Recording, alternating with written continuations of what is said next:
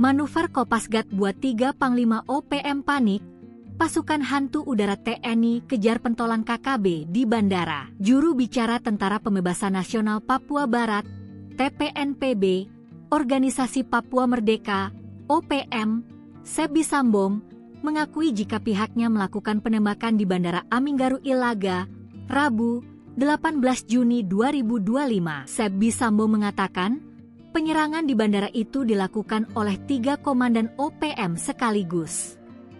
Sayangnya, manuver Komando Pasukan Gerak Cepat atau Kopasgat TNI membuat mereka hanya sempat melepaskan 2 tembakan saja. Dihimpun dari Tribun Papua, awalnya kelompok kriminal bersenjata, KKB, OPM meletuskan 2 tembakan ke arah Bandara Aminggaru.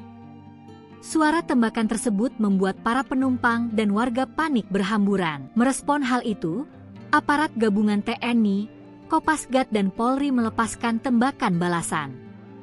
Tak hanya itu, personel juga melakukan penyisiran langsung untuk menangkap biang keladi penembakan tersebut. Kepala Operasi Satgas Damai Kartens, Brigadir Jenderal Polisi, Brigjen Pol Faizal Ramadhani mengatakan personel Operasi Damai Kartens bersama personel Kopasgat TNI segera melakukan pemantauan dan penyisiran di sekitaran hutan-hutan di area Bandara Aminggaru pasca kontak tembak. Diketahui, pelaku penembakan adalah KKB Omukai pimpinan Jeki Murib.